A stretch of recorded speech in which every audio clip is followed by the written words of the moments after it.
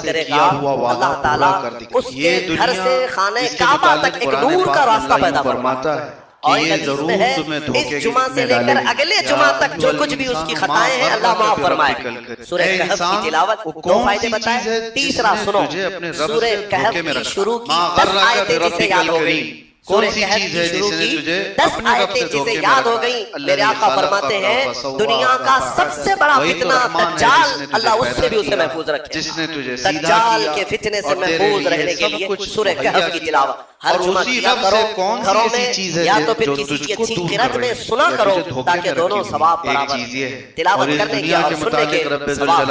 کہف ایک غار کا ذکر ہے جس میں اللہ تعالیٰ نے چند ایمان والوں کی فضیلت بیان کی ہے. عیسیٰ علیہ السلام کے زمانے کے 300 سال بعد آپ کو آسمانوں سے اوپر اٹھا لیے جانے کے 300 سال بعد لوگوں میں عقیدہ بگڑ گیا تھا. ایک بادشاہ آیا تھا جس کا نام دقیانوس تھا اور وہ ظالم تھا اور وہ لوگوں کا عقیدہ بدل رہا تھا, اور یہاں تک کہ وہ اپنے لیے سجدہ کرواتا, اپنے خدائی کا اعلان کر رہا تھا, یا پھر بت کی پرستی, بتوں کی پرستی شروع ہو گئی. لیکن اس زمانے میں لوگ ڈر کے مارے گھر واپسی کرنے کی بات جیسے ہو رہی ہے ویسے ہی بادشاہ اپنے پیسوں کے بلبوتے ان کو یہ کہلاتے کہ تمہارا دین الگ ہے, تم الگ دین میں آئے تھے, واپس آ جاؤ. دھرم پریورتن بدل رہا تھا, کئی بدل چکے تھے. پیسوں کے لیے کچھ لوگ بدلتے ہیں, طاقت کے لیے کچھ لوگ بدلتے ہیں, ڈر سے کچھ لوگ بدلتے ہیں, لیکن جو اللہ والے ہیں وہ ہر زمانے میں قائم رہے. بادشاہ کے کچھ وزیروں میں لوگ جن کی تعداد 60 اور بعض روایتوں میں 8, اللہ بہتر جانتا ہے ان کی تعداد کتنی, یہ الگ الگ لوگ تھے. یہ ایمان والے لوگ تھے جو اللہ پر ایمان رکھتے اور آخرت پر ایمان. اب وہ جو ذکر کرتا اسے مار دیا جاتا.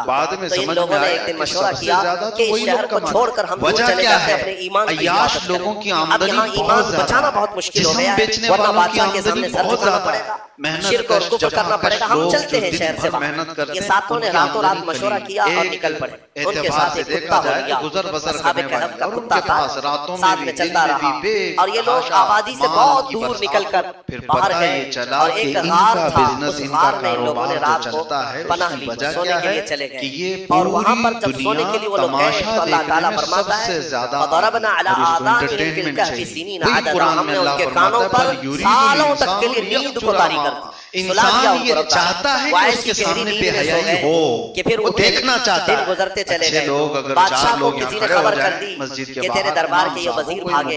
بادشاہ نے ڈھونڈنے کا حکم دیا, اور ڈھونڈتے ڈھونڈتے ان کے پیروں کے نشان سے وہاں غار تک لوگ پہنچ گئے. بادشاہ نے کہا, بادشاہ سے ایک شخص نے کہا اس غار کے اندر یہ لوگ سو رہے ہیں. اگر کسی کا جھگڑا ہو رہا ہے, کسی کی بائک کسی کی بائک سے ٹکر لگا کر وہ آپ کو بنا دعوت کی ہوئے وہاں بھیڑ جمع, کوئی بلایا نہیں ہے, زبردستی کھڑے ہو جاتے. تعمیر کر دی گئی اور غار کا منہ مکمل کر دیا. وہ نکل نہیں جہاں کہیں بے حیائی ہو رہی ہو وہاں پہ بھی بھیڑ ہو بادشاہ سزا دے کر چلا گیا. وہاں ایک چرواہا تھا, اس نے ان کا پورا واقعہ دیوار پر لکھ دیا. یہ کون لوگ تھے, ان کا نام کیا تھا, یہ کیوں اپنے شہر سے نکلے تھے, لکھ کر کے رکھ دیا. زمانے بدلتے گئے, بے حیائی دیکھنا چاہتے ہو اس لیے دنیا کا بزنس بڑا ہوا ہے, وہ عیاشی دکھانا چاہتے ہیں. آج آپ کو پتا ہے کھیلوں کے میدان میں دنیا کی سب سے بڑی کمائی فلموں کے میدان میں سب سے بڑی کمائی کون سی چیز ہے جو دنیا کو ترقی دینے والے کام کر رہے ہیں؟ کوئی فلم بنانے والے, ناچ گانے والے, اسٹار ہیں, سیلیبریٹی. وجہ کیا ہے, وہ کیا کام ایسا کر رہے ہیں جس سے بہت بڑی ترقی ہو رہی ہو, انفراسٹرکچر ٹھیک ہو رہا ہو, جب اصحاب کہف کے ایمان والوں کے لیے 300 سال آدھے دن کے برابر لگ رہے ہوں تو میرے مصطفیٰ کے معراج کا سفر اگر وہ لاکھوں سال کا بھی ہو تو دنیا والوں کے لیے منٹوں کا کیوں نہیں لگ سکتا؟ کہ اللہ رب العزت جیسا چاہے وقت کو گھیر دے اور چھوٹے وقت کو چاہے تو طویل کر دے. آپ اٹھے اور اس کے بعد ان لوگوں نے پھر آپس میں دیکھ کر نشانیاں بھی بدلی ہوئی تھی, بال بڑے تھے, ناخن بہت بڑے ہو چکے تھے, سال تبدیلی تھی. تو پھر انہوں نے کہا خیر جیسا بھی ہے ایک صاحب کو بھیجو تاکہ کھانا لے آئے, بھوک لگ جائے. تو ایک صاحب ان میں جو تھے ان کو کہا کہ چھپ کر کے جانا کہیں بادشاہ کے کارندے دیکھ نہ لیں ورنہ وہ ہمیں پکڑ لیں گے تو پھر اپنی بیوی میں واپس لے جائیں گے, یا تو پھر ہمیں ہلاک کر دیں گے. ایرجموکم او یعیدوکم فی ملتکم, اصحاب کہف نے دکان پر ہی کھڑا کیا اور اندر سے جا کر کے بادشاہ کی پولیس کو خبر کر دیا. اس وقت جو بادشاہ تھا اس کا نام بیدروس تھا, وہ ایمان والا, اور وہ اللہ کی بارگاہ میں دعا کر رہا تھا, روز دعا کر رہا تھا کہ اے مولا میری قوم گمراہ ہو رہی ہے, آخرت پر یقین نہیں کر رہی ہے, مرنے کے بعد دوبارہ زندہ ہونے پر یقین نہیں کر رہی ہے, تو کوئی ایسی نشانی دکھا دے کہ ان کا عقیدہ مضبوط ہو جائے. گندگی کو جس وقت انسان اپنے اندر سے نکال پھینکے گا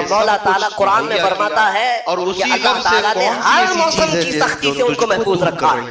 سورہ کہف میں دوسرے صفحے میں آپ پڑھیں سورج کی تپش سے، بارش کی سڑن سے، ٹھنڈیوں کے گلانے سے اللہ ان کی حفاظت فرمایا. اور پھر فرماتا ہے وَتَحْسَبُهُمْ أَيْقَاظًا وَهُمْ رُقُودٌ. تم اگر ان کو دیکھو گے اللہ فرماتا ہے تو تمہیں وہ جاگتے ہوئے نظر آئیں گے. تَحْسَبُهُمْ أَيْقَاظًا وَهُمْ رُقُودٌ، جبکہ وہ سو رہے ہیں. وَنُقَلِّبُهُمْ ذَاتَ الْيَمِينِ وَذَاتَ الشِّمَالِ. اللہ فرماتا ہے ہم ان کو کبھی دائیں جانب کروٹ دیتے ہیں، کبھی بائیں جانب کروٹ دیتے ہیں.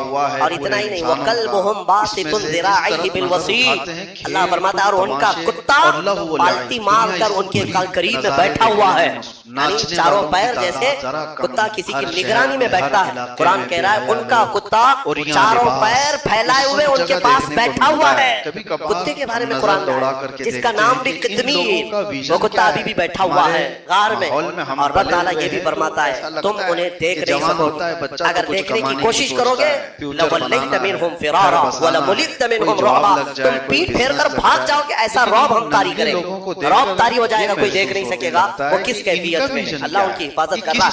اب میں اس پورے سورہ کہف کے بعد اخیر میں ایک جملہ ضرور کہنا چاہوں گا. عزیزان گرامی، اصحاب کہف ایمان والے تھے، ایمان والے تھے.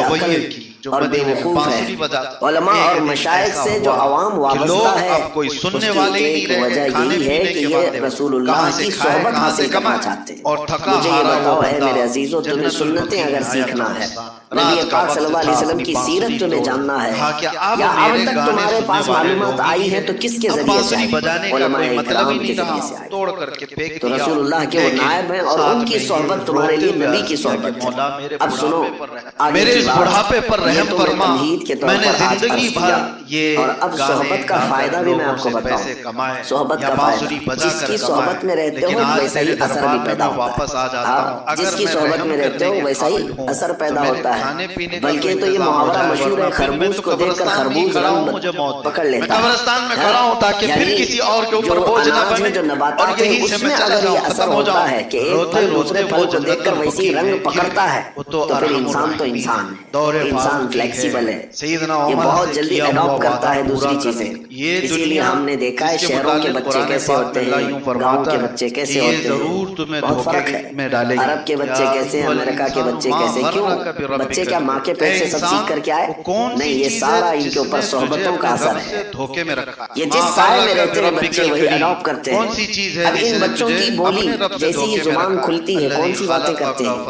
कौन सी बातें करते हैं? ये आसमान से कोई जुबान लेकर के आए? नहीं, ये जिस साय के अंदर रह रहे हैं आपको जैसा बोलते हुए देखा वैसे ही उनकी भी जुबान खुल गई। और उसी वही रब से जुमले, कौन वही सी ऐसी अल्फाज, चीज वही है जुबान। जो तुझको दूर कर जिस घर में गाली गलौज हो रही थी तो बच्चे कोई अंदाजा नहीं गाली गलौज क्या होती है, लेकिन उसको खैरियत समझ करके गाली ही देता है। किसी को विश करने के लिए भी वो गाली ही देता है, क्योंकि उसने माहौल वैसा लेकिन इसका हासिल धोखा किया। बहुत बड़ा और है। इसका दूसरी बात ये भी है कि मैं ये बात यानी कुछ भी खा लो, कुछ भी पी लो और आकर के मस्जिद में नमाज पढ़ लो, कि अल्लाह ये ताला इस्लाम यूं नहीं फरमाता है, इस्लाम तुम्हें अंदर से भी पाक देखना चाहता है, बाहर से भी पाक देखना। चेहरे सजा ले, कपड़े अच्छे पहन ले, लेकिन पेट में हराम रिस्क डाल करके आए, अल्लाह की बारगाह में उसका कोई सजदा कबूल नहीं है। तो जाहिर का नाम सिर्फ इस्लाम नहीं है, हमारे बातिन की इस्लाम भी जरूरी है। इसीलिए इस्लाम में रिस्क की बड़ी अहमियत है। हम क्या खा रहे हैं, क्या पी रहे हैं, अगर आपने रिस्क के मुतालिक सोचो विचार नहीं किया तो हूबहू आप इस कायनात में जानवरों की जिंदगी गुजार रहे हैं। जानवरों के लिए कोई रेस्ट्रिक्शन नहीं है, कोई हद नहीं है, कोई ममानियत नहीं। अगर वो गलाजत खा ले तो भी कोई उसको बुरा नहीं समझता, चारा खा ले तो भी कुछ बुरा नहीं समझता, सड़ा हुआ खा ले तो भी कुछ बुरा नहीं समझता, मरा हुआ खा ले तो भी किसी को कुछ फर्क नहीं पड़ता। जानवरों की जिंदगी में खाने पीने के मामलात में जाहिर सी बात है कोई लिमिट उनके यहाँ मौजूद नहीं है। इंसान है आप अशरफुल मखलूकात, इसीलिए रब तआला फरमाता है या अय्युहल्लज़ीना आमनू, ऐ ईमान वालों, कुलू मिन तय्यिबाति मा रज़क़नाकुम, हमने जो तुम्हें रिस्क दिया है उनमें से पाकीज़ा चीजें खाओ, पाकीज़ा चीजें खाओ, वश्कुरु लिल्लाह, और अल्लाह का शुक्र बजा लाओ। और हदीस पाक रसूल करीम सल्लल्लाहु अलैहि वसल्लम फरमाते हैं अल्लाहु तय्यिबुन व युहिब्बुत तय्यिब, अल्लाह ताला पाक है और पाक चीज को ही पसंद करता है, पाक चीज को वो ज्यादा पसंद फरमाता है। तो पाक जिस तरह से अब आपको मैं मसाइल बताऊं, नमाज में आने से पहले पहले आप कई चीजों पर तवज्जो देते हैं, बदन पाक है या नहीं, सबसे पहले आप ये देखते हैं कि कहीं पेशाब पखाना या नजासत है कि उसके सामने बेहयाई हो, यानी वो देखना गुस्ल चाहता वाजिब ना हुआ हो, ऐसी सारी चीजें आप बदन का देख लेते हैं। दूसरे नंबर पर आप जो कपड़े पहने वो भी देखते हैं कि कहीं कपड़ों पर कोई नजासत तो नहीं लगी, कपड़े भी पाक हैं, बदन भी पाक है। फिर जहाँ नमाज पढ़ने के लिए खड़े वो जगह देखते हैं ये पाक है कि नहीं, कितनी पाकी का एहतमाम है। एक नमाज, एक सजदा अदा करने से पहले बदन का गुस्ल से होना, वजू से होना, कोई बुलाया नहीं है, जबरदस्ती खड़े हो जगह का भी पाक होना जरूरी है। शराइत नमाज अगर इनमें से कोई एक चीज नापाक रही तो नमाज होगी, बदन नापाक था या कपड़े नापाक थे या वो जगह नापाक थी जहाँ नमाज पढ़ रहे हैं, नमाज होगी। मेरे अजीजों, हम जब इन चीजों का एहतमाम करते हैं तो ये तो ज़ाहिरी अहकाम हुए शरीयत ने हमारे ऊपर रखे हैं। और हदीस पाक में अल्लाह ताला के हबीब सल्लल्लाहु अलैहि वसल्लम फरमाते हैं इन्नल्लाह ला यंजुरु इला सुवरिकुम बल इला कुलूबिकुम, अल्लाह तुम्हारी सूरतों की तरफ नहीं देखता, तुम्हारे दिलों की तरफ देखता है। अब तुम मस्जिद में आ रहे हो, बदन भी पाक करके आए, कपड़े भी पाक करके आए और जगह भी पाक है जहाँ नमाज पढ़ रहे हैं, लेकिन जिस्म के अंदर हराम ग़िज़ा लेकर के आए, नापाक बहुत बड़ी तरक्की हो रही हो, इंफ्रास्ट्रक्चर ठीक हो रहा, अल्लाह ने और उसके रसूल ने मना फरमाया वो चीजें अपने जिस्म के अंदर लेकर के आए, तो यूं ही समझ लो मेरे अंदर की गलाजत से आपने अपने आप को साफ नहीं किया, बाहर से साफ हो गए। इसी वजह से नमाजों का कमा हक़ लुत्फ भी नहीं मिल पाता, इबादतों का वो ज़ौक़ भी नहीं आ पाता।